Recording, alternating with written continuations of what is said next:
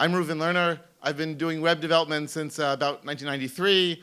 I've been writing a column in Linux Journal every month since 1996. I've been using Postgres since I think about 99, maybe before.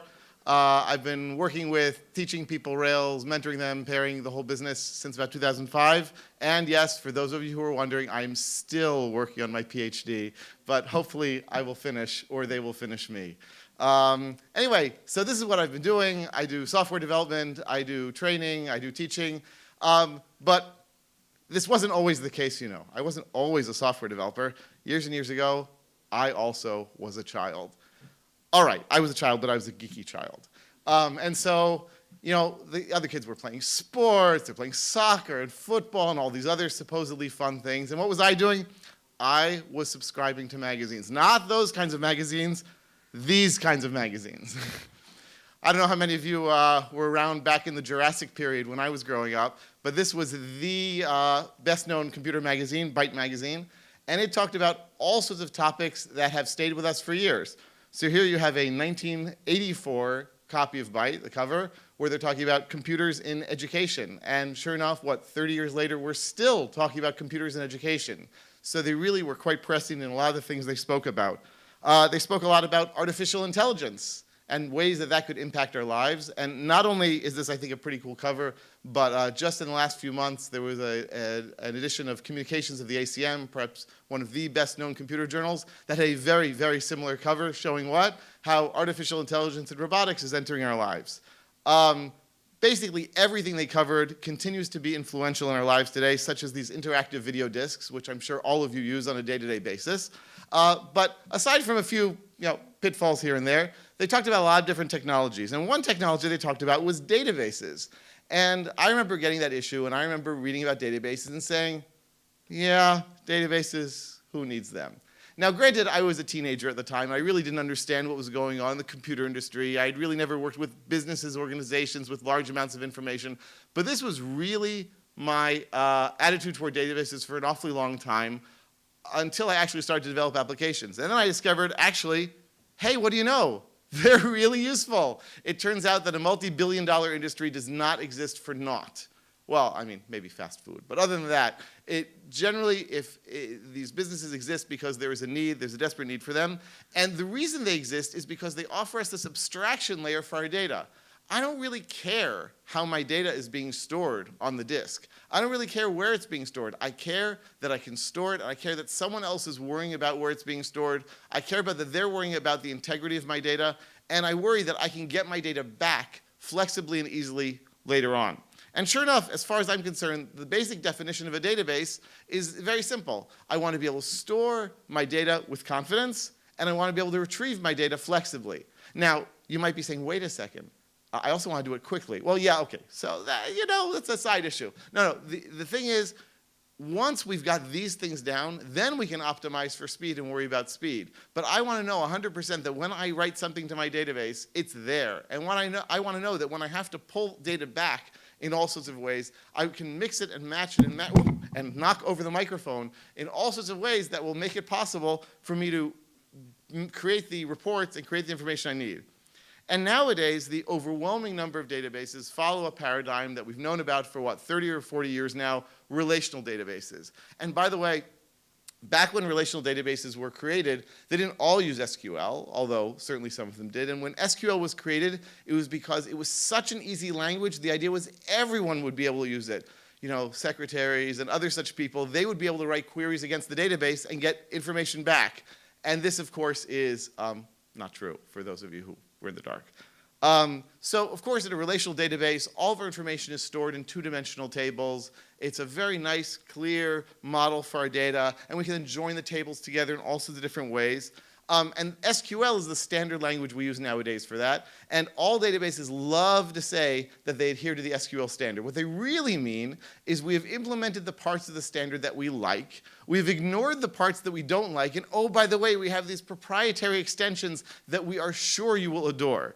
So I like to say that everyone implements a superset of a subset of SQL, which of course is there partly because the features are really useful and partly because then they can lock you into their own thing. But when we're developing a Rails app or anything in a modern programming language, we're not writing our applications in SQL. Although there was an April Fool's joke a number of years ago, I think it was called SQL on Rails or something like that, where they were trying to show that you could create web-based applications using SQL. Strangely enough, it did not work. But this is what we love to call in the engineering biz an impedance mismatch, right? Impedance mismatch is where it's just, I mean, this is going back many, many years in the course that I nearly failed in college about electronics and circuitry and signals and systems. But the idea is that we have two totally incompatible systems here. How are we going to get them to work with each other? And this is because you basically cannot find two programming languages or two languages that are more different from one another. Ruby is an imperative language, meaning that we make we can assign variables values. We have our control flow from the top to the bottom. What I tell Ruby to do, that's what it's going to do.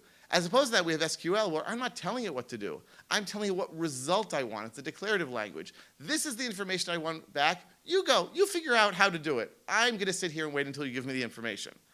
In addition, obviously, Ruby is an object-oriented language, which is wildly different from SQL, which is table-oriented. And so there have been all sorts of attempts over the years to cover up this impedance mismatch. Perhaps the best known is the idea of an object database, where why am I translating my beautiful objects into these crazy tables when in fact I can just store the objects? And there have always been people working on these, and there have always been some attempts, but it's never been a wild success for a variety of reasons, many of which I actually don't know. So what we do in Rails, mostly, and truth be told, there are other ORMs out there, is we use an ORM, an object relational mapper. And this allows us to stay in the realm of objects and methods and beauty and high thinking and all the other things that are good in the universe. And someone somewhere out there in the ORM is translating our objects and our methods into SQL. What is the SQL it's translated into? I promise you, if you ever have to debug the SQL that Active Record puts out, you'll be somewhere between amazed and appalled, because it just creates these incredibly large joins that are almost completely unreadable, but they work. Well, until they don't. But normally they work, and they work really well. So we write in our nice high-level Ruby object, and those things are translated into SQL. Now, the really good news about this is that Active Record allows us to paper over the differences between databases. I can then remain in the world of objects and the world of Ruby and the world of methods, and I don't have to worry about what database is on the other side. Why? Because the ORM has a driver that knows how to make those translations. And that's fantastic. It means I can think my high thoughts and, oh, today we're using Postgres and tomorrow we're using MySQL. That's fine. The bad news is that Active Record papers over the differences between our databases, meaning that basically if I've got some special fancy features in my database, well, they might be special and fancy, but they're not really available to me anymore, at least not without some pain, and in some cases, a lot of pain. So this means that if I've spent time, energy, money, training, whatnot, installing a database because of its feature set on my database server, I basically am throwing all those advantages out of the window when I use Active Record. I'm using the least common denominator. And here's a wonderful swipe at MySQL, because the folks at 37 Signals and the other original Rails developers used MySQL, and they saw that as their target database. And so if it wasn't in MySQL, it wasn't going to be an Active Record. So this means basically that we are writing extra code at our application level. We are slowing down our applications because Ruby is way slower than C. We're putting logic in the wrong place. I mean, one of the key things that we love to tell people about Rails is that's MVC, Model View Controller, and you should not put model logic in your controller, and you should not put control logic in your view, and heaven forbid you should not put model logic in your view. But here, that's more or less what we're doing. We're mixing together the different layers. We're saying, oh yeah, the database is really good at quickly handling records and enforcing all sort of constraints, but we're not going to do it where it's fast and where it's designed to be. We're going to do it in our application. So I'm going to talk to you about the ways that we can integrate now with modern versions of Rails, that is to say Rails 4, PostgreSQL, and take advantage of these things. And the first thing we have to do is talk about the name. PostgreSQL must be the worst name possible given to an open source project. I'm happy to hear recommendations for others. I've actually heard an interview in which some of the core developers said this was the best name that was suggested out of all the others, which means none of these people should ever be trusted with your company's branding. So just as a quick thing, it's pronounced PostgreSQL. And if you post a note to a mailing list asking about Postgre, First of all, you will be laughed at, and second of all, they will be very nice and they'll help you anyway. But just don't do it. Anyway, PostgreSQL has been around for quite a while, and it's gaining a lot of popularity, thanks, truth be told, in no small part to Heroku, which is providing it as a service, and they have really helped to propel it forward. Also, there's a small company called Oracle, which bought MySQL. Well, they bought Sun, which bought MySQL a number of years ago. And even though MySQL continues to be open source, people are getting increasingly antsy about, do we really want to have an open source project that's dependent on Oracle, especially when Oracle sends out very nasty notes saying, oh, we are still supporting MySQL. By the way, our fees have doubled. So there's been this incredible flow of people into the Postgres world over the last few years. And they're beginning to discover what some of us have known for an awfully long time, that Postgres is really fast, it's very scalable, it's incredibly flexible, and I'll talk about that in a little bit, and extensible. And that's part of its power, that it's really a platform for doing all the things you want to do with databases. It's not just a simple storage mechanism. It's incredibly solid. My favorite story about this, and I'll talk about UUIDs in a moment, but my favorite story is that the Postgres developers were asked repeatedly on the list about a year or two ago, why are you not using UUIDs for primary keys in the database as a default? And the answer was, because there might be a clash between different computers, it's not 100% guaranteed to be unique, and thus we want to ensure the integrity of the people's data. And someone said, you know, if I and everyone else in my development team were struck and killed by lightning at the same moment, the odds of that happening are greater than that of a UUID clash between computers. And the Postgres developer said, that's right, and that's greater than zero, and we really value your data a lot. In fact, we value it obviously more than you do. And they are obsessed. Now, that's good. I want my database developers to be obsessive about this. And so long as you don't run out of disk space, and even then you're probably okay, but so long as you don't run out of disk space, Postgres will just keep on chugging along, not lose your data, and require extremely little maintenance.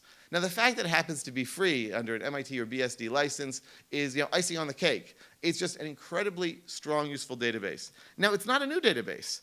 Ingress, so Michael Stonebreaker was a professor at Berkeley for a number of years, and he created one of the first relational databases known as Ingress. And then he did what all people in that area of the United States tend to do, which is leave academia for a little while, form a company based on their project. He made an awful lot of money, sold Ingress. I believe it was then bought by IBM a number of years ago. And they said, I can do better. Went back to academia, back to Berkeley, and created the next version of his database known as Postgres. It's the later version of Ingress. Now it all makes sense. Okay, a little bit. Anyway, he then abandoned the project. It was put in open source, under the BSD license. He said whatever people want to do with it is fine. And in the late 1990s, a bunch of open source hackers said, we really could use a relational database with an open source license. We've got this Postgres database, but it uses this really weird query language called Quell. We would like to add SQL to it and make it more standard. So there you got it, Postgres plus SQL, PostgreSQL. And since then, they've been coming out with about one major release per year, usually in August or September. They just came out with version 9.3. And it's an impressive open source project. They really run very, very well. They have contributors from around the world. There's a core team. And one of the most interesting facts about the core team is that by the bylaws of the Postgres group, no more than 1/3 of them are allowed to work at the same company. And that ensures that Postgres is always being developed for the good of the community and not necessarily for any one company, evil company, that will come in and swoop them up. So what have we got? We've got a whole lot of features. Most of these I'm not going to have time to talk about today, but the way that it does transactions is called MVCC. It's amazing. It means that there are more or less no locks in the database. If your database is locking, as happened to a client of mine I met last week, they said, our database is locking. I said, you're doing something wrong. They said, oh, that can't be. I said, what about that line there? They said, oh, okay, aside from that line. And we took that out and boom, out go the locks. And their data stayed okay, don't worry.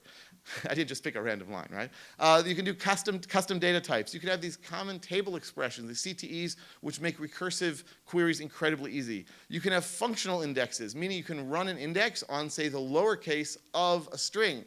If you ever wanted to check for the uniqueness of email addresses, this is your opportunity. You run the index on that, and boom, it works. Full text search, built-in, multilingual in Postgres. And you've got server-side functions. You can write functions in, and I'm sure I'm leaving a whole lot of things out, in PGSQL, in Tickle, in Perl, in Ruby, in Java, JavaScript, basically you name it, Python, you name it, and you can have server-side functions there. But let's get back for a moment to the whole issue of ORMs and active record and how it combines and how it can work with Postgres. So I think, I don't know for sure, but I'm assuming because of the popularity of Heroku and because of the interest in Postgres in the general world, Active Record 4, for the first time, now supports PostgreSQL-specific features. That is to say, we're no longer dealing with the lowest common denominator. We are dealing with features that will only work if you're using Postgres. And it's amazing that what you can do from within Ruby and migration. I'm going to have a lot of demos of that. But this is where people often say, oh, wait a second. I'm using Active Record because I want to be flexible and I want the chances to move to another database. And the answer is no, you don't. You almost certainly do not want to migrate to another database. Almost never do people do this, and when they do, it hurts. And I don't care how, I mean, your ORM is going to be the least of your problems if you're migrating your database. So really, it's going to be super painful anyway. However, if you choose to do it, I know a consultant who will be happy to help you. But really, you just shouldn't do that. But wait a second, people say, that means I'm going to have to use the same database everywhere I am. If I'm running PostgreSQL on the server, I should run it on my desktop machine as well. And the answer is, that's right. Stop this nonsense of running SQLite on your development machine and Postgres on the server. It doesn't cost anything. It's super easy to install. And then you'll be able to really enjoy the benefits just about everywhere. So getting into the Postgres-specific stuff, it's almost like a programming language, where the most important thing, I teach a lot of programming courses, and the thing that I really beat up on people about at the beginning, as some of you in the audience know, is data types. What are the data structures in the language? And that's because once you know what the data structures are, you know how to mix and match them, you know how to use them efficiently, you know what's going to be appropriate. And so if you choose your data structure correctly in a programming language or in a database, it's going to be way easier and way better for you. So Postgres has network types. So let's say we're keeping track of logins.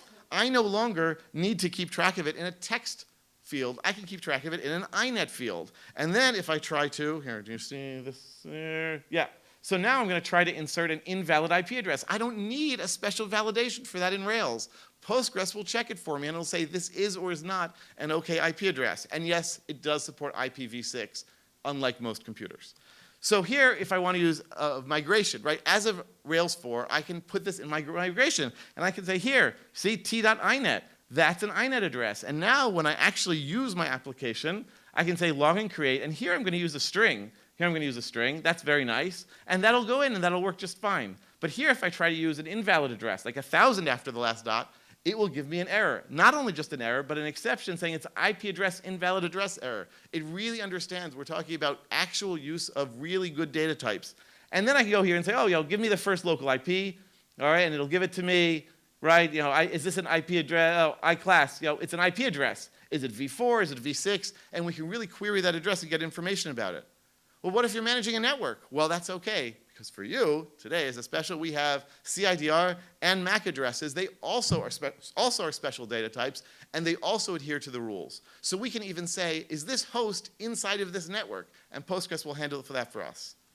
UUIDs, for people who really want them, they are there, and it handles all 5 of the different standard functions for generating UUIDs. So if you want to be totally random, you want it to be random based on your computer, you want it to be based on your MAC address, they're different standard things. Postgres handles all of them just fine, because I'm just going to say, here is my default, generate me a version 1 UUID. Okay, you can tell that I had a bit of an argument with a certain company in Israel last week. Not an evil company, heaven forbid, but, and I'm sorry to put Voldemort in such poor company, but what can you do? In any event, so if I want to do this, I have to install the extension for UUIDs. And yes, Postgres has extensions. Just like Ruby has gems, Postgres now has a huge library of extensions. You can download them from the internet, install them, and super easily slip them into your database. And people are writing more and more of them all the time on the PGXN site. You can go there, download them, install them. It works fabulously well. So once I've got this in place, here, look, I've added my IDs, and these are generated by Postgres, so I'm no longer using numeric IDs. Now, we can debate whether UIDs are a good idea or a bad idea. There are different uses for different things, but the fact is it's supported. It's right here. And how do I do that then within my migrations?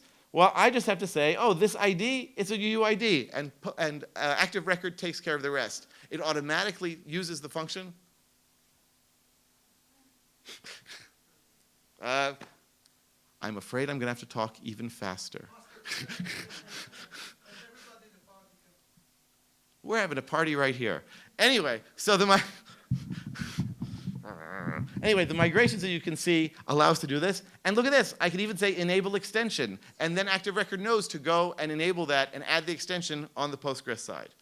And inside of my application, sure enough, I can create it, and I'll get my ID back. Gives me a string as a UUID. Works beautifully. Well, we've got another kind of impedance mismatch today, which is JSON, right? I get JSON data. What do? I then break it up into my database and store it, and then I have to recreate it. Or I store it as text, which might or might not work. So I can now store JSON, and as of version 9.3, I can query it and dig through it just like I can with XML. And Postgres has had an XML data type for years that fully supports XPath. So you can just go in and scoop up what you want. But now it does it for JSON. So here I can do things like this. I'm going to store this JSON object. And it'll work just fine. But if I try to store something that's not a JSON object, it will say, sorry, that's invalid. And here I could then say I want this funny operator. And yeah, Postgres has a lot of them. Info pound greater than. It's going to grab from the info column the item associated with company and then pull it out. So you can do all sorts of incredible queries. By the way, if this reminds you of document-based databases or JSON databases, well, yeah, you don't need that other stuff. You've got it right here.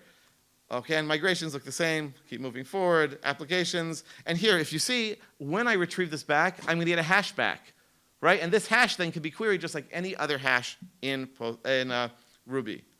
We've also got ranges. Ranges allow me to say, I want to stick in not an individual record, but not an individual number, but a number or a timestamp within a range. So here I check the weather forecast, and these are the ranges of temperatures we're going to see today between 1929, I guess it was yesterday, or 20 to 32, or 1928. Notice I'm using square brackets. That means it's inclusive. And when I then query the database, look, it has changed the numbers and using parentheses to show it's exclusive. And so it supports both inclusive and exclusive ranges. How do I do that? Well, I just say in my migration, I want an int4 range. And there we go. Now I can put that in. And what happens in my application? Here, I'm going to retrieve that. And look, I get a Ruby range back. So ranges now become another data type, just like timestamps that I can store and retrieve in the database totally flexibly. Arrays. Yeah, this is another thing that Postgres added a few years ago, where I can have arrays of items. So here I've got an array of text. So when I insert a post body and tags in my values, and here, look, my tags that I'm storing here inside the curly braces, intro and hello. And here I've got dry and boring and hello. Okay, so I've got different tags there. As far as Postgres is concerned, it looks sort of like a string, but it's not. It is an array. And I can check with the any function, and there are a whole lot of operators that work on arrays also. I get the first, the last, the index, also different things. I can turn arrays into rows and rows into arrays, and it'll say, oh, well, I'm looking for where intro is in any of the tags. Here, this one, but not this one. And if I want to do that in my migrations, sure enough, I can say just array true, and Rails 4 will take care of that for me and create as an array, so that when I create, here, body, first post, tags, and here's my array with %w, and sure enough, when I retrieve that, now I get an array back. Now, it is true that if you try to update that array, it doesn't automatically go back. So you can't do update attributes there. I'm sure that's going to come in a future version. Now, here's the thing also. Arrays give me sort of the heebie-jeebies, right? Because the whole idea of a database is I want to normalize it. And here, if I'm using an array, I'm actually going to have the same data multiple times. And this is where you have to use your head. This is where you have to decide, is this really worth it or not? I tend to say that normalization is a really, really great thing, and you should denormalize only after you've exhausted the other options. I'm not saying don't do it. I'm saying don't do that first. So just like we like to say premature optimization is the root of all evil, premature denormalization is the root of all database evil. And I can't tell you how many times I've seen people say, well, I designed this database, and I'm sure I'm going to have billions of users, and so I denormalized it already. It's true that only my mom and I are using it now. I say, okay, why don't we try to increase the size a little bit before we worry about those scaling problems? But of course, as Dirk said in his previous talk, is he still here? No, I can insult what he said. I'm not going to insult him. It's all right. He actually gave a good talk. But Postgres now includes Hstore, which is a key value store inside of the database. It works with the transactions. It works with everything else that Postgres does. You store the key with the value, you get it back. And how do we do that? Well, I just say here, create table, tags, Hstore. Right? And now I can say, here, I'm going to insert the values hello 2 and boring 10, and it's going to store all those. These are key values. And when I want to retrieve these key values, it's basically like retrieving a hash. And so I can retrieve individual values, all of them. I can query for them. It's very fast. Someone actually did a comparison a number of months ago between Postgres and Mongo on storing and retrieving these sorts of key values, and Postgres just blew Mongo out of the water at some point. Of course, if you're using Mongo for key value, then you've got other issues, but we can talk about it later. So if I want to retrieve here, select tags boring from post2, so it's going to show me what the value is for each of them. It's going to retrieve the value with this funny little arrow. Okay, and I can even say, here, show me select star from post2 where tags boring, turn this into an integer is greater than 5, because you might notice that it's always going to be strings. Always, always, always, Hstore in Postgres deals with strings. And so that is a little bit of an issue, which means in my app, here, you see, now I've gotten back A1. I stored it here. I stored it here as 1, as an int. Here it's going to be a hash. Yeah, but you see everything's turned into a string. So I got to make sure to deal with that. And look, I can't also retrieve it with a symbol. It's not with indifferent access. It's just a string here. But these are, I think, pretty minor things overall. So Postgres, Active Record also now supports in migrations creation of fancy indices. So yeah, we have a few different kinds of index in Postgres, but the fanciest are, as I said earlier, the functional index and the partial index. So I can say I want to index all the records where admin equals true, or where state equals New York. And then when you have that where clause in your query, it will apply that where clause, and it will look for an index with that where clause and apply just that index, meaning you will use a smaller index, and meaning hopefully the things will come back faster. Now, there are some things still missing from this whole wondrous thing. The biggest one, and the most annoying to me, is foreign keys and referential integrity. And from the Rails guide on migrations, it says, the active record way claims that intelligence belongs in your models, not in the database. So features such as triggers or foreign key constraints, which push them to the database, are not heavily used. To which I say, when will they learn? Look, the thing is, your database, this is one of the crowns of the Queen of England. Not just one of the crowns, this is one of the crown jewels. And people love to use crown jewels as the analogy for irreplaceable, incredibly valuable stuff. The database that your company uses in its web application is its incredibly valuable, irreplaceable stuff. You don't want to mess with it. You don't want to put your constraints in Ruby where if someone goes in with PSQL and touches your data, they can blow it away easily. Your data are your crown jewels, and you want to treat them appropriately and hold on to them and use them and make sure they work well. So in summary, Rails is good, PostgreSQL is good, and channeling Orwell, Rails and PostgreSQL is double plus good. All right, and so if you use all these together, Rails 4 and Postgres, it's a lot of fun. Better yet, it's good for your organization, it's good for your applications, and hopefully it'll allow you to make better apps that run faster and store things better. That's it for now.